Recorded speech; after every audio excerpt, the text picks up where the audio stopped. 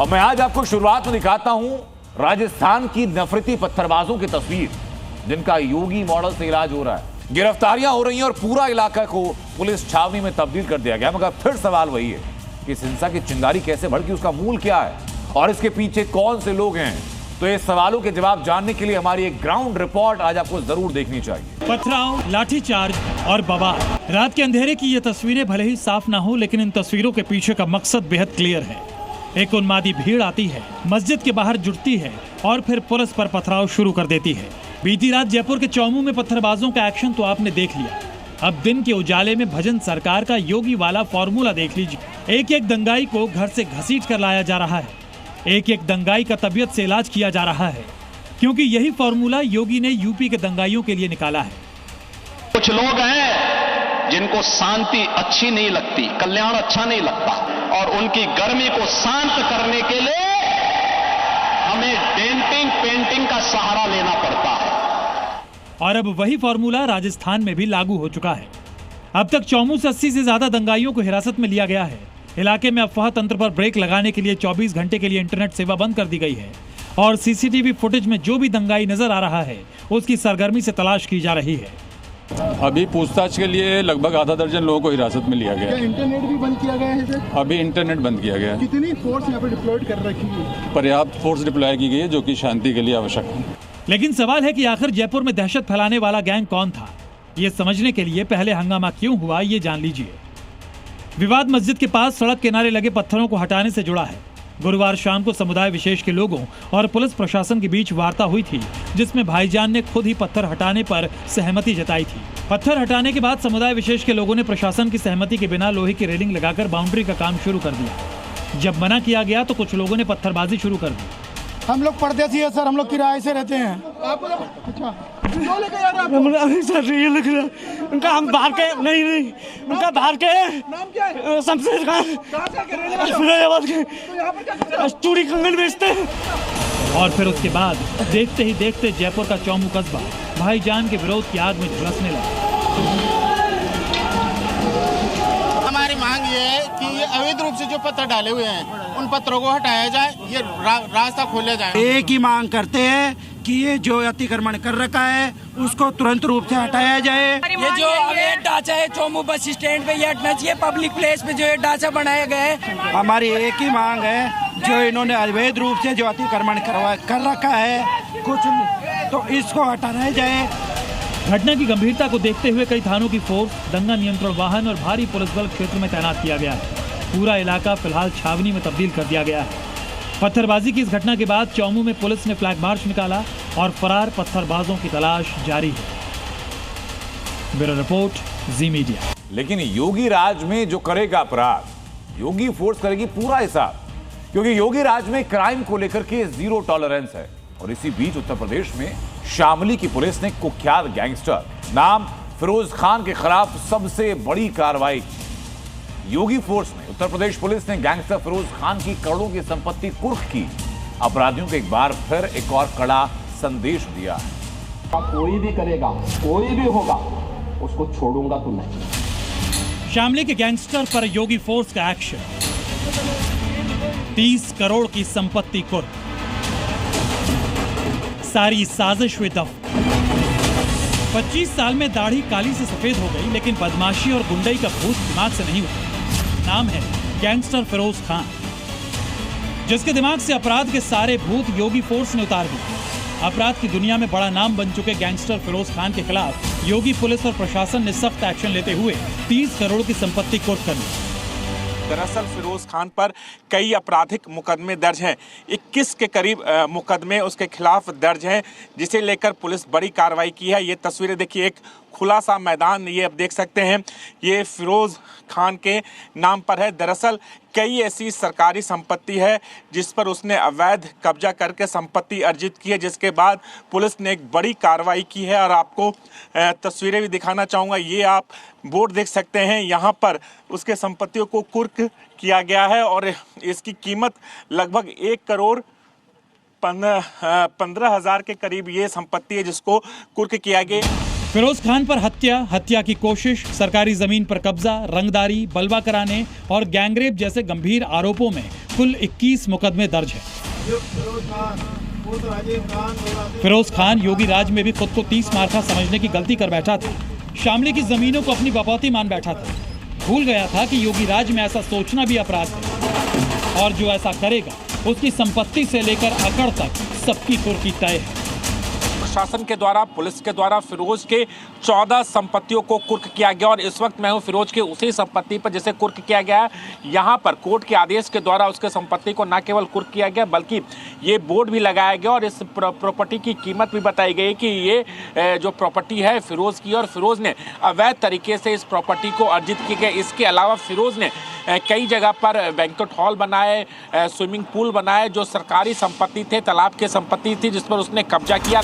बताया जा रहा है कि पिछली सरकारों में फिरोज खान काफी फला फूला, राजनीतिक संरक्षण में बेखौफ होकर अपराध करने लगा था, लेकिन अब फरार है और योगी फोर्स को चकमा देने की पुरजोर कोशिश में जुटा है। लेकिन योगी फोर्स ने भी साफ कर दिया है कि वो किसी कीमत पर इस तरह के अपराधियों को छोड़ेगी नहीं। अभी जो लोकली जनपद में जो प्रॉपर्टी मिली, कुल 14 प्रॉपर्टी हमको मिली। उसमें बड़े बड़े उसके मैरिज हॉल्स हैं, स्विमिंग पूल्स हैं, उसका अपना मकान है, शोरूम्स बहुत सारे, मतलब बहुत उसने प्लाट है जिसका इसके पास कोई हिसाब किताब नहीं है और उसकी कुल कीमत वर्तमान में लगभग 30 करोड़ रुपए के आसपास है। ये गैंगस्टर एक्ट की धारा 14(1) के अंतर्गत इसको जब्त किया गया है और अभी जो कुर्की हुई है उसको हम लोगों ने सील लगा दिया है। उसके रिसीवर SDM ऊन बनाए गए हैं। इसके पास और भी प्रॉपर्टी अन्य आसपास के जनपद में है। हमारी टीमें उसमें लगातार लगी हुई हैं। ये CM योगी का उत्तम प्रदेश है। यहाँ छठे से छठे अपराधियों का छांट कर इलाज किया जाता है।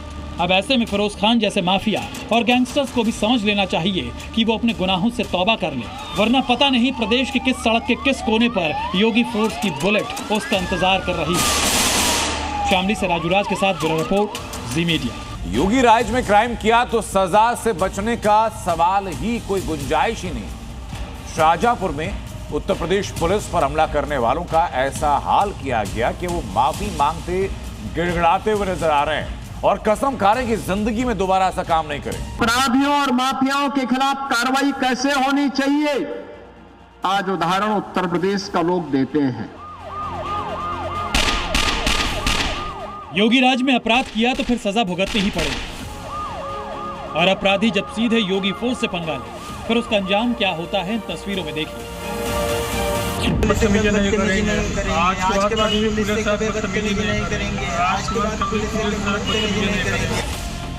योगी फोर्स ने शाहजहांपुर के इन बदमाशों की गर्मी ऐसे निकाली कि 27 सेकंड के भीतर 9 बार माफी मांगते नजर आए।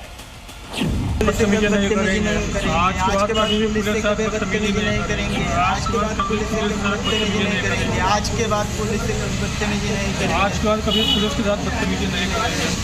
कभी पुलिस के साथ बदतमीजी नहीं करेंगे। आज के बाद कभी पुलिस के साथ बदतमीजी नहीं करेंगे। आज के बाद कभी पुलिस से बदतमीजी नहीं करेंगे। आज के बाद कभी पुलिस से बदतमीजी नहीं करेंगे। शाहजहांपुर में पुलिस से धक्का मुक्की, बीजेपी नेता के होटल में तोड़फोड़ करने वाले अपराधी गिरफ्तारी के बाद हाथ जोड़कर माफी मांगते नजर आ रहे हैं। ये मामला 19 दिसंबर का है। शाहजहांपुर में नगरिया चौकी के पास ब्रदर्स इन होटल में कार सवार दबंगों ने जमकर हंगामा किया। होटल में तोड़फोड़ की, बीजेपी नेता दिवाकर सिंह की पिटाई की, फिर पुलिस वालों से गाली गलौज और धक्का मुक्की भी की। मगर इस घटना के 6 दिन बाद 27 सेकंड का ये वीडियो सामने आया है जिसमें 2 आरोपी योगी फोर्स के सामने बार बार माफी मांगते दिखाई दे रहे हैं। वहीं शाहजहांपुर पुलिस इस मामले में 3 और आरोपियों की तलाश कर रही है। दरअसल सीएम योगी का प्रण है कि यूपी को अपराध मुक्त बनाने की राह में जो भी रोड़ा बनेगा उसका अंजाम यही होगा, सीधा बुलेट से हिसाब होगा, क्योंकि अब यूपी में ना अपराध बचेगा ना अपराधियों को पनाह मिलेगी। इस मिशन को अंजाम देने के लिए योगी फोर्स मैदान में उतर चुकी है। मथुरा से हरदोई तक, बलिया से बदायूं तक लगातार ताबड़तोड़ एक्शन जारी है। मथुरा में योगी फोर्स ने साइबर गैंग पर प्रहार करते हुए 25,000 के इनामी अपराधी को एनकाउंटर के बाद धर दबोचा, जो करोड़ों की ठगी का नेटवर्क चला रहा था। लेकिन पुलिस ने जैसे ही इस गैंग पर दबिश दी, साइबर गैंग के शातिर अपराधियों ने पुलिस पर गोलियां चला दी, जिसके बाद पुलिस की जवाबी कार्रवाई ने कैफ को लंगड़ा बना दिया। ये 25,000 का इनामिया था। इसके पास से, इसके कब्जे से एक स्प्लेंडर मोटरसाइकिल बिना नंबर प्लेट की, एक कंट्री मेड 355 तमंचा और 2 जिंदा कारतूस, 2 खोखा बरामद हुए। इसको वास्ते उपचार जिला चिकित्सालय रवाना कर दिया गया है और इसके संबंध में अग्रिम विधिक कार्रवाई थाना गोवर्धन पुलिस के द्वारा की जा रही है। वहीं बलिया में अपराधियों के खिलाफ पुलिस की कड़ी कार्रवाई देखने को मिली। यहाँ स्वाट टीम और पुलिस के ज्वाइंट ऑपरेशन के दौरान चेकिंग पॉइंट पर 5 आरोपियों को घेर लिया गया, मगर उन्होंने खुद को घिरता देख पुलिस पर फायरिंग कर दी, जिसके बाद जवाबी कार्रवाई में 2 बदमाशों के पैर में गोली लगी और कुल 5 आरोपियों को गिरफ्तार कर लिया गया। ब्यूरो रिपोर्ट, जी मीडिया। उधर बागपत में नफरत फैलाने और भावनाएं भड़काने का एक मामला सामने आया, जहां एक शख्स ने इंस्टाग्राम पर वीडियो पोस्ट किया। बांग्लादेश के दीपू दास जैसा हाल करने की धमकी दी। ये वीडियो जैसे ही वायरल हुआ, उसके बाद यूपी पुलिस ने एक्शन लिया। बांग्लादेश में एक दलित नौजवान को कैसे जला दिया। आप लोग गाजा पट्टी में होने वाले किसी भी उस पर आंसू बहाते हैं, लेकिन आपकी जवान से एक शब्द नहीं निकल रहा है, क्योंकि एक दलित नौजवान मारा गया बांग्लादेश में। योगी राज में ऐसी गुस्ताखी, दीपू जैसा हर्ष करने की धमकी। देख लो इसका क्या हाल। इस युवक का नाम रेहान। वीडियो बनाकर इसने जो किया और उसमें जो कहा वो योगी राज में कतई बर्दाश्त नहीं। 39 सेकंड के इस वीडियो में आरोपी ने पहले बांग्लादेश में मारे गए दीपू दास को जलाने का वीडियो दिखाया, फिर हिंदुओं को खुलेआम चेतावनी दी। अपनी रील में रेहान ने धार्मिक भावनाओं को भड़काया, नफरत का वीडियो बनाया, हिंदुओं को डराया और दीपू दास जैसा हर्ष करने की धमकी दी। वीडियो वायरल होने के बाद हिंदू संगठनों में भारी आक्रोश है। हिंदू संगठन के लोग बागपत के खेकड़ा कोतवाली में तहरीर देने पहुंचे और आरोपी रेहान के खिलाफ सख्त कार्रवाई की मांग की। सभी हिंदुओं को ललकारते हुए और चेतावनी देते हुए एक सोशल मीडिया पर वीडियो वायरल करा गया है, जिसमें वो कह रहा है कि अगर किसी ने भी हमारे नबी की शान में गुस्ताखी करी तो जैसे बांग्लादेश में हिंदुओं का हाल हो रहा है, उस तरह से ये सभी हिंदुओं का हाल इस हिंदुस्तान में करेगा। मैं बागपत शासन प्रशासन से अपील करता हूँ, ऐसी कट्टरपंथी मानसिकता वाले व्यक्ति को ना तो इस देश में रहने की जगह है और ना इस जिले में। रेहान का धमकी भरा वीडियो वायरल हुआ तो पुलिस ने मामला दर्ज करने के बाद एक्शन लिया, आरोपी को गिरफ्तार किया। योगी राज में ऐसे नफरतियों का इलाज अच्छे से होता है। पहले भी जिन लोगों ने गुस्ताखी की, उन्हें पता है कि नफरत फैलाना कितना भारी पड़ता है। ब्यूरो रिपोर्ट, जी मीडिया। यूपी में एक तरफ उत्तर प्रदेश पुलिस अपराधियों का हिसाब कर रही है, तो उधर घुसपैठियों के खिलाफ ऑपरेशन टॉर्च भी जारी है। ऑपरेशन टॉर्च की तस्वीर दिखाऊंगा आपको, जहां अवैध रूप से रहने वाले बांग्लादेशियों को, रोहिंग्याओं को पहचाना जा रहा है। वे ऐसी ही पीछे तस्वीर आप देख रहे हैं, तस्वीर जहां सहारनपुर की है। रात के अंधेरे में यूपी पुलिस एक्शन पर निकलती है। ये ग्राउंड रिपोर्ट, एक्सक्लूसिव रिपोर्ट आप देखिए।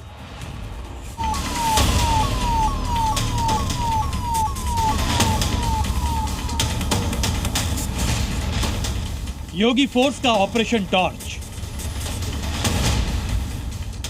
रात के अंधेरे में सड़कों पर पुलिस टॉर्च जलाकर संदिग्धों के घरों की तलाशी। बांग्लादेश में हिंदुओं पर हो रहे अत्याचार के बाद पूरे प्रदेश में योगी फोर्स ऑपरेशन टॉर्च चला रही है, जिसके तहत सहारनपुर पुलिस ने घुसपैठियों पर बड़ा एक्शन किया। जो संदिग्ध लोग रह रहे हैं उनके तलाश में जो योगी सरकार की छापेमारी की नीति है और संदिग्ध लोगों को पकड़ने की, देखिए ये छापा इस इलाके में पड़ रहा है। पुलिस ने रात के अंधेरे में सर्च ऑपरेशन चलाया और संदिग्ध लोगों के घरों की तलाशी ली। इस दौरान महिला पुलिस भी मौजूद रही। सभी आधार कार्ड और सभी चीजों की जांच पड़ताल की जा रही है कि कोई संदिग्ध रूप से तो यहाँ नहीं रह रहा है। पुलिस ने खलासी लाइन में बिना पहचान के रह रहे लोगों के घरों में छापेमारी की और दूसरे राज्यों से आए लोगों की पहचान के लिए उनके दस्तावेज चेक किए।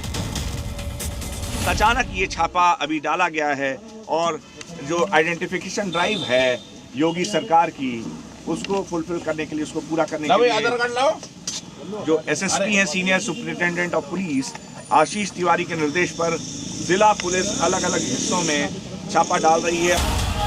बांग्लादेश में हिंदुओं पर हुए अत्याचार के बाद सीएम योगी के निर्देश पर ऑपरेशन टॉर्च चलाया जा रहा है और बांग्लादेशियों और रोहिंग्या की पहचान की जा रही है। ये अभियान अब तक के सबसे बड़े वेरिफिकेशन अभियानों में से एक है। ब्यूरो रिपोर्ट, जी मीडिया।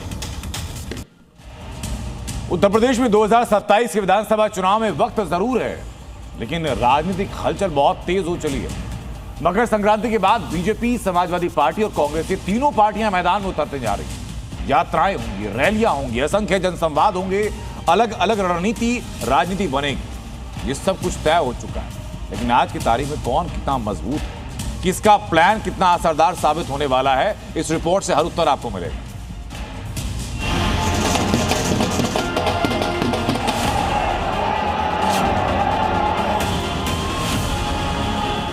यूपी के विधानसभा चुनाव में भी 1 साल से भी ज्यादा का वक्त है, मगर 2027 चुनाव से पहले सियासी जमीन तैयार करने की कवायद शुरू हो गई है। बीजेपी, एसपी हो या कांग्रेस, हर दल अपने अपने वोट बैंक को साधने में जुटा है। गांव-गांव तक चुनावी यात्रा, जनसभा और संपर्क अभियान, सबका रोड मैप तैयार है। उत्तर प्रदेश में मकर संक्रांति के बाद चुनावी मोड में सपा, भाजपा और कांग्रेस आ जाएंगे। इसको लेकर कांग्रेस ने जहां धन्यवाद रैली का प्लान बनाया है, तो वहीं पर सपा और भाजपा ने अलग अलग यात्राएं निकालने का प्लान बना लिया है। ऐसे में कहा जा सकता है कि 2027 के विधानसभा चुनाव को लेकर चुनावी मोड में ये राजनीतिक दल मकर संक्रांति के बाद पूरी तरह से सक्रिय दिखाई पड़ेंगे। बीजेपी 403 विधानसभा सीटों पर 1000 से ज्यादा जनसंवाद सभाएं करेगी, गांव स्तर पर यात्राएं शुरू करेगी, केंद्रीय मंत्री से लेकर प्रदेश संगठन का नेता मैदान में उतरेगा, विधायक और सांसद अपने अपने इलाके में जनता से सीधा संवाद करेंगे। ये भारतीय जनता पार्टी की कार्यप्रणाली है, कार्य पद्धति भी है कि वो तमाम ऐसे सरोकारों से जो जनता से जुड़े हैं उनके बीच जाना, जनता से टच बना रहे, संपर्क संवाद निरंतर बना रहे, उसके लिए बैठकों का, यात्राओं का, गोष्ठियों का, ये तमाम तरह के आयोजन करके जनता के बीच रहने का माध्यम ढूंढती है और जनता की सेवा करने का काम करती है। वहीं समाजवादी पार्टी भी मकर संक्रांति के बाद अपने पीडीए मॉडल के सहारे जमीन पर उतरने जा रही है। तो कांग्रेस यूपी में धन्यवाद रैलियों से शुरुआत करेगी, जिसमें राहुल गांधी, प्रियंका गांधी और मल्लिकार्जुन खड़गे जैसे राष्ट्रीय नेता मंच साझा करेंगे और 2027 से पहले उत्तर प्रदेश में अपनी खोई जमीन हासिल करने की कोशिश करेंगे। समाजवादी पार्टी 2024 लोकसभा चुनाव से बड़ी जीत दर्ज करने की तैयारी में। इसके लिए समाजवादी पार्टी एक तरफ पीडीए प्रहरी प्रशिक्षण शिविर सम्मेलन का कार्यक्रम आयोजित करे, तो दूसरी तरफ जनता तक के बीच जाने का भी प्रयास कर रही है। हम रैलियां कर रहे हैं, नुक्कड़ सभाएं कर रहे हैं, पदयात्राएं कर रहे हैं और निश्चित तौर से 2024 की तरह ही इंडिया गठबंधन 2027 में विजय पताका फहराएगा जनता जनार्दन के आशीर्वाद से। जाहिर है जैसे जैसे चुनाव नजदीक आएंगे यूपी की सियासी गर्मी और बढ़ेगी। रैलियां, यात्राएं, वादे और वोटर से सीधे संपर्क, यही मिशन 2027 का असली हथियार बनेगा। अब देखना यह है कि जनता तक किसकी पहुंच मजबूत होती है और यूपी में किसका सियासी न्यू ईयर प्लान काम करता है। लखनऊ से विशाल रघुवंशी के साथ ब्यूरो रिपोर्ट, जी मीडिया। वहीं नवाबों के शहर लखनऊ से एक चौंकाने वाली तस्वीर भी सामने आई, जिसने शहर की तहजीब पर कई सवाल खड़े किए। प्रधानमंत्री के कार्यक्रम के बाद बनाए गए प्रेरणा स्थल से लोगों ने गमलों की चोरी कर ली। अब देखिए जरा कि कैसे कार्यक्रम खत्म हुआ और लोग अपनी बाइकों पर, अपनी गाड़ियों पर, अपने आंचल में गमलों को छुपा करके ले जा रहे हैं। लेकिन अब इन्हीं की तलाश की जा रही है और उनके फोटो हर चौक चौराहे पर लगाए जाएंगे।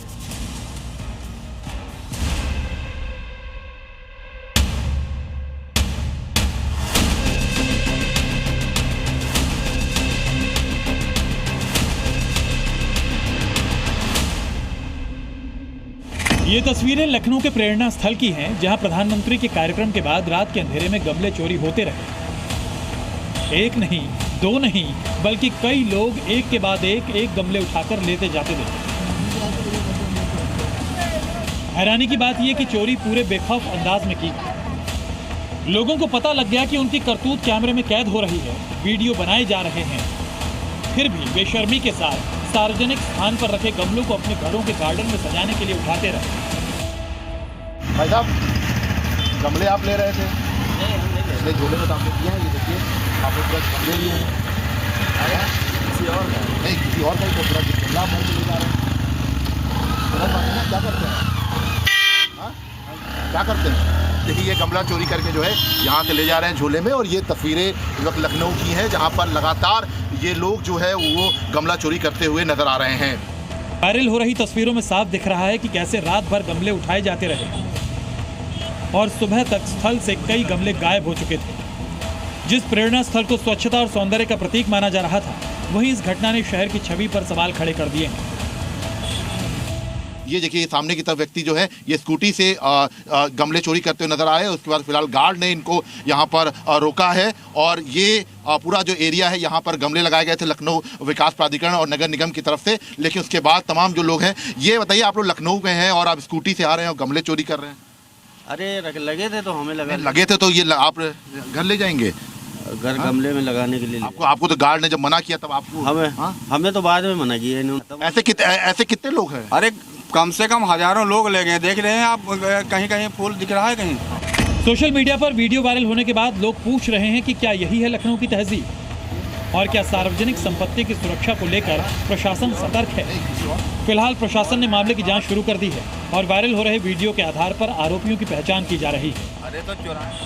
लेकिन इन तस्वीरों ने अदब वाले शहर लखनऊ की शान पर गुस्ताखी वाले बदनुमा दाग लगा दिए हैं।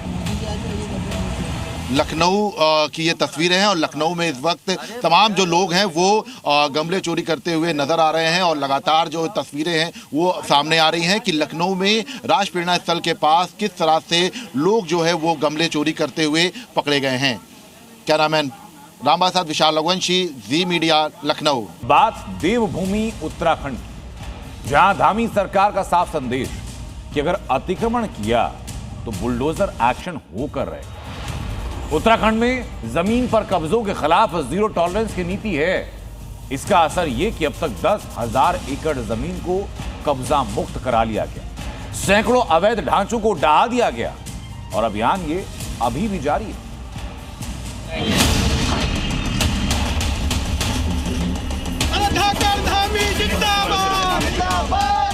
देवभूमि में लैंड जिहाद करने वालों को सीएम पुष्कर धामी की खुली चुनौती है। अब उत्तराखंड में किसी भी हाल में लैंड जिहाद बर्दाश्त नहीं किया जाएगा।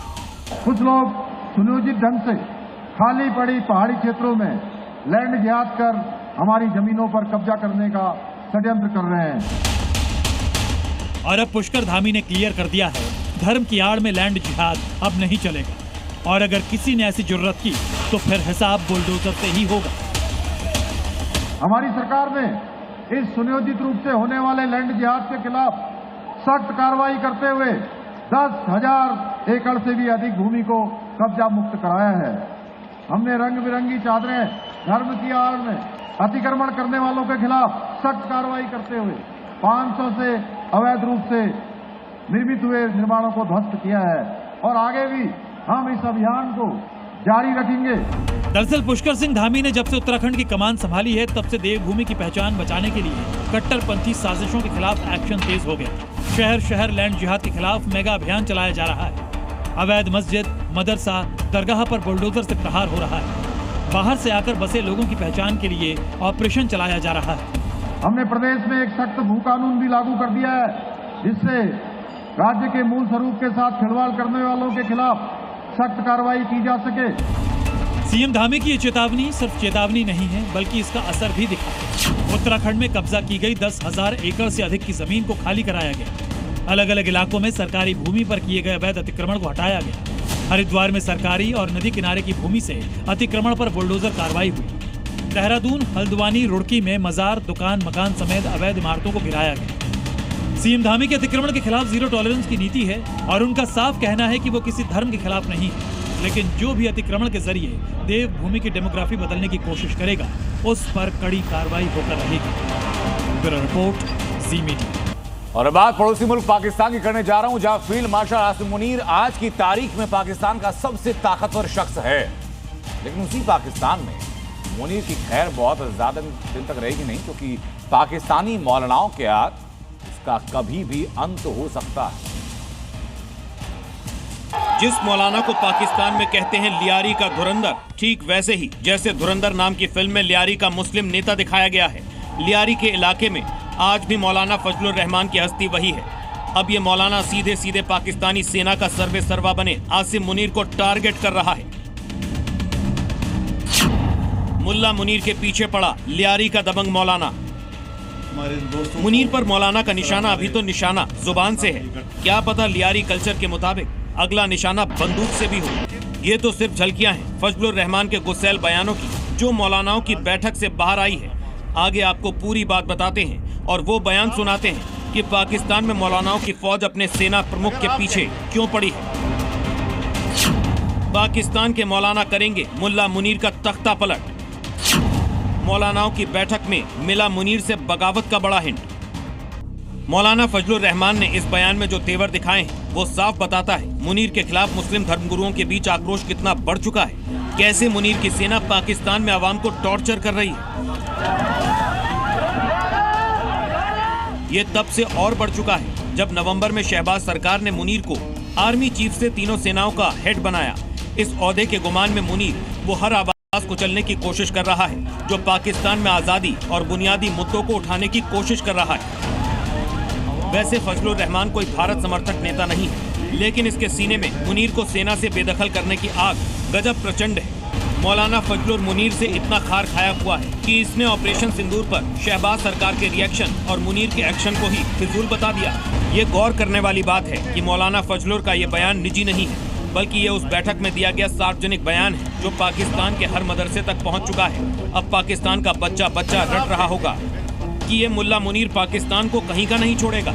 एक तरफ ये तालिबान और अफगानिस्तान से जंग कर रहा है, दूसरी तरफ बलूचिस्तान के लोगों पर जुल्म ढा रहा है। यही नहीं, ईरान जैसे देश में भी पाकिस्तान की कोई इज्जत नहीं। अगर मुनीर का रवैया यही रहा तो वो दिन दूर नहीं जब पाकिस्तान मुनीर के बनाए आतंकिस्तान में मटिया मेट हो जाएगा।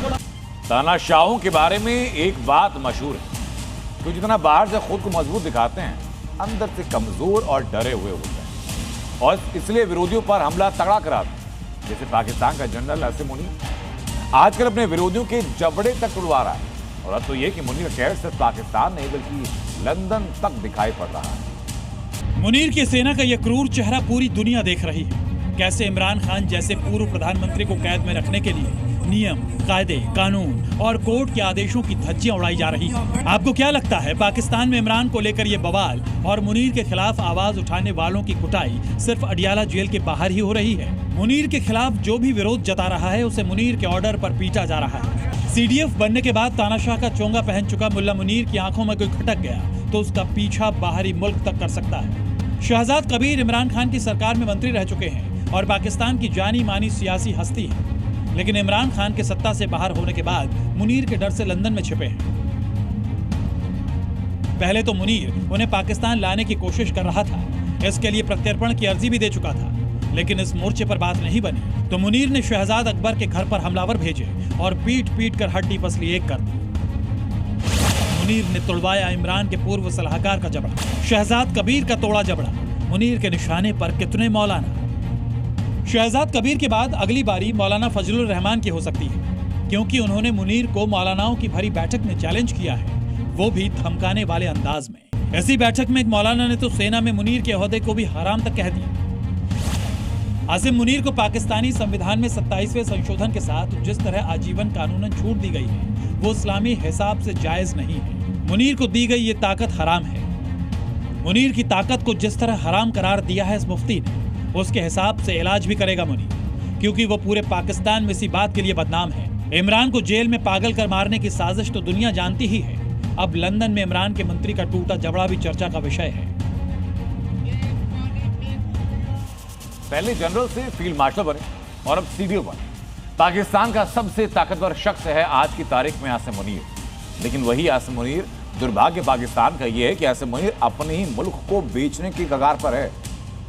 कंगाली और बदहाली का दौर झेल रहे पाकिस्तान में मुनीर रिटायरमेंट प्लान फिक्स करने की तैयारी कर रहा है और इसके लिए वो शराब बेचने से गुरेज नहीं किया जिसे इस्लाम में जिसके बेस पर वो देश बना उसमें गंदा माना गया।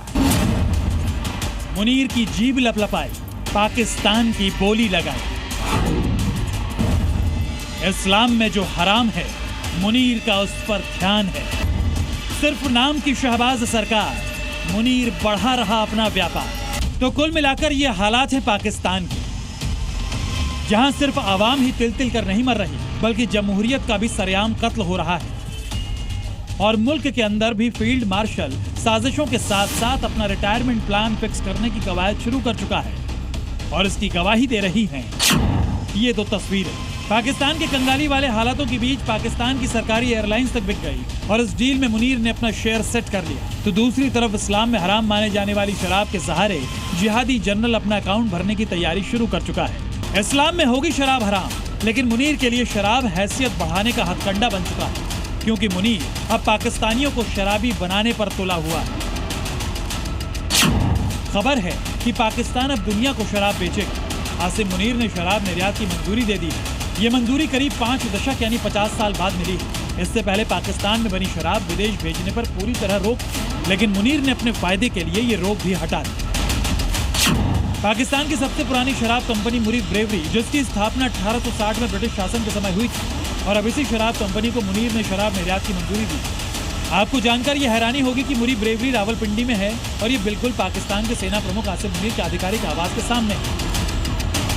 ये इलाका देश के सबसे सुरक्षित इलाकों में गिना जाता है, यानी शराब बनाने वाली ये फैक्ट्री बेहद हाई सिक्योरिटी जोन में काम करती है। दूसरी तरफ आसिफ मुनीर ने अपने शातिर दिमाग से पाकिस्तान की शान समझे जाने वाले पाकिस्तान इंटरनेशनल एयरलाइंस यानी PIA में भी एंट्री मार ली। खबरों के मुताबिक आरिफ हबीब कंसोर्टियम ने PIA में 75% हिस्सेदारी हासिल की है। इसके लिए आरिफ हबीब कंपनी ने सरकार की सोच से कहीं ज्यादा 4,320 करोड़ की बोली लगाई, जबकि पाक सरकार ने 3,200 करोड़ रुपए का अनुमान लगाया था। जानकारी के मुताबिक आरिफ हबीब ने फौजी फर्टिलाइजर कंपनी लिमिटेड यानी FFPL के जरिए बोली लगाई। FFPL 1978 में बनी पाकिस्तान की खाद निर्माता कंपनी है और ये कंपनी सीधे तौर पर पाकिस्तान सेना से जुड़ी है। यानी मुनीर ने पहले पाकिस्तान को कंगाल किया और अब मालामाल होने का शिगुफा दिखाकर मुल्क में अपना बिजनेस बढ़ा रहा है और आवाम का पैसा सीधे अपनी जेब तक पहुंचा रहा है। ब्यूरो रिपोर्ट, जी मीडिया। बात बांग्लादेश की भी होनी चाहिए, क्योंकि बांग्लादेश में धर्म के आधार पर निशाना बनाकर हिंदुओं की हत्या आम बात हो चुकी है। हर रोज वही हो रहा है। बांग्लादेश के लिए के हिंदुओं के लिए बांग्लादेश में रहना मानो नर्क बनता जा रहा है, सजा बनता जा रहा है। उनका हिंदू होना सजा हो गया। लेकिन यूनुस सरकार अभी भी कट्टरपंथियों को शय देते हुए हिंदुओं की सुरक्षा के लिए निष्क्रिय बन के बैठी हुई। ये दो तस्वीरें देख रहे हैं आप। ये दो तस्वीर बताने के लिए काफी है कि बांग्लादेश में हिंदू होना कितना बड़ा गुनाह है। कट्टरपंथियों के हाथों एक और हिंदू मारा गया। कट्टरपंथी सोच की धधकती आग में अमृत मंडल भी झुलस गया। पूरा मामला बांग्लादेश के राजबाड़ी जिले का है। 29 साल के अमृत मंडल को पीट पीट कर मौत के घाट उतार दिया गया। वो शाहिदुल के घर पैसे लेने गया था, लेकिन वहां उन्मादी भीड़ ने घेर कर उसे इतना मारा कि उसकी सांसें थम गई, जिसके बाद पूरे भारत में आक्रोश फैल गया। दिल्ली से कोलकाता तक जोरदार प्रदर्शन हुए।